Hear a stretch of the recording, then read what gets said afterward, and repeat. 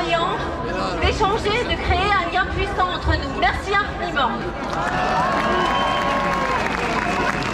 Alors aujourd'hui, je suis devant vous pour mener ce combat, mais aussi pour soutenir ma Polynésie, car ils sont si éloignés de tout et fatigués comme nous, et ont besoin de faire entendre leur détresse.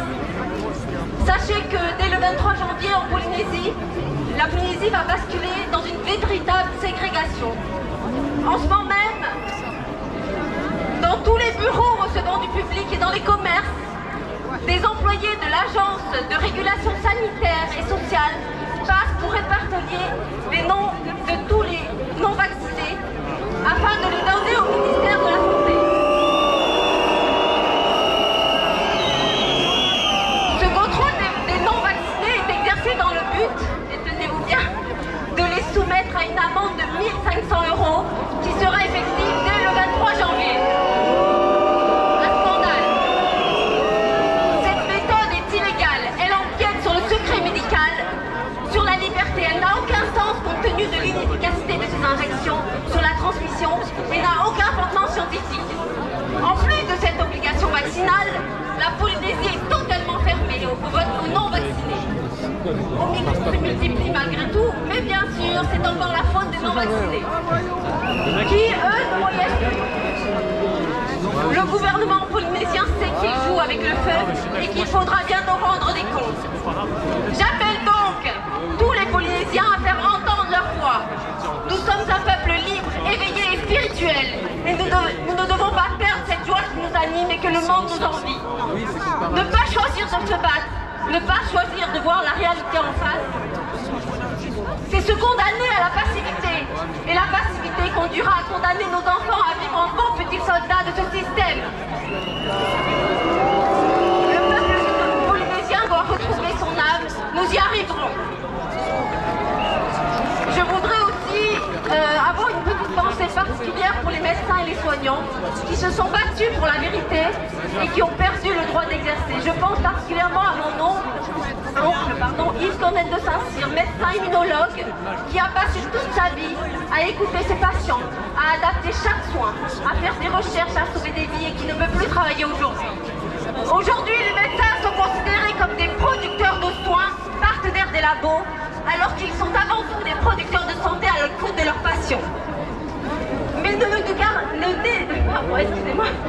nous décourageons pas, bien au contraire. Face à toutes ces batailles que nous menons, nous devons faire éclore le positif. Le positif est bien présent, car les vérités n'ont jamais autant éclaté. Elles sont quasi quotidiennes. Alors aujourd'hui, nous devons voir cette folie mondiale comme une chance. Oui, une chance de percevoir ce monde tel qu'il est. Une chance de voir en nous ce qui est réellement essentiel dans nos vies. Et surtout, c'est une chance car grâce à leurs mensonges, nos enfants sont éveillés et préparés à ce monde. Nos enfants grandiront en recherchant la simplicité de la vie, en recherchant le bonheur. Alors vive la liberté, vive la France et vive les Outre-mer. Merci, Marie-Lou. Merci et bravo Ahad. Et bravo à tous les résistants de France et notamment de la France d'Outre-mer et de la France du Pacifique qui se bat depuis des mois, qui se bat comme des lions. Bravo à eux. Nous accueillons un nouvel intervenant que vous n'avez pas entendu jusqu'à présent. Il s'appelle Laurent. Il est représentant d'une association qui œuvre pour la transparence concernant les effets secondaires des traitements. Il s'agit de l'association Verity. Applaudissez Laurent!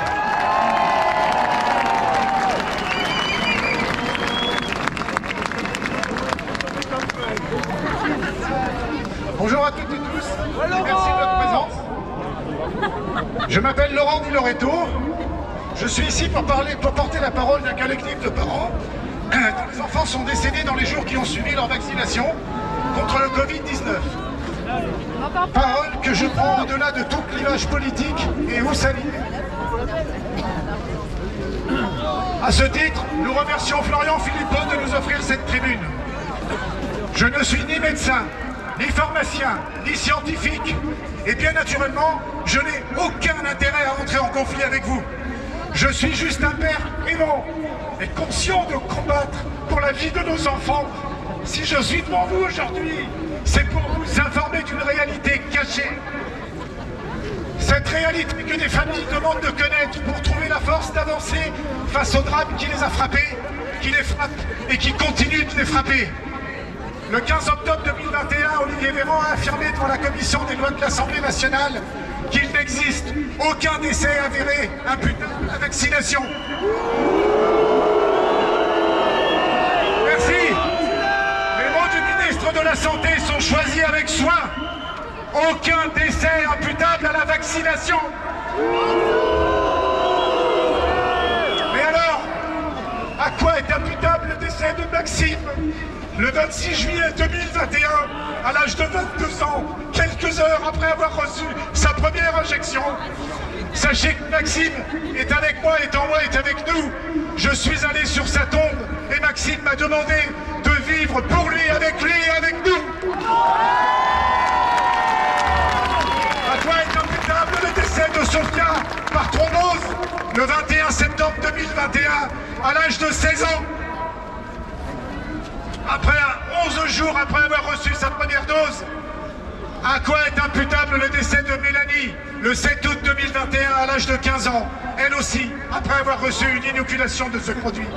Et pourquoi est-il interdit de se poser la question? Les parents de Maxime, Sophia et Mélanie ont décidé de la poser malgré tout, cette question. Ils refusent l'omerta et exigent des réponses.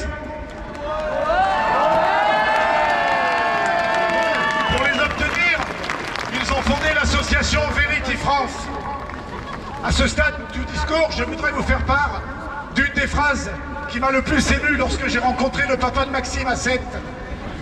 Nous nous sommes rencontrés, nous ne nous connaissions pas. Au bout d'une heure, il me proposait d'aller dire bonjour à Maxime sur sa tombe. J'étais fier, je suis allé, et au bout de plusieurs heures de discussion, le papa de Maxime, qui est un grand monsieur, qui vous remercie tous et qui est un guerrier, m'a dit clairement: ils ne m'ont pas retiré que mon fils, ils m'ont aussi retiré mon meilleur ami. Alors, tous ces gens qui sont dans l'association Verity ont été rejoints par de nombreuses autres familles qui crient elles aussi désormais leur besoin de transparence et leur souffrance face au décès d'un de leurs proches ou face à des effets indésirables qui ne sont pas reconnus comme tels par l'exécutif et pourtant listés à l'ADREPOR et la NSN.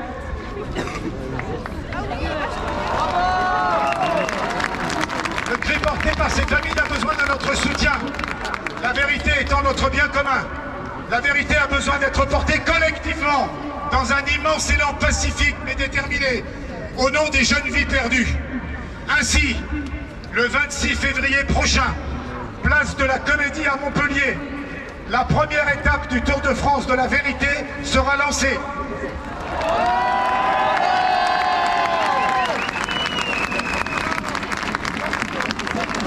Faisons que 2022 soit la fin du mensonge, de la corruption et de la dissimulation. J'ai pas besoin de vous dire beaucoup plus que cela. Il y a hélas beaucoup d'enfants décédés. J'ai été sur les tombes de quelques-uns d'entre eux.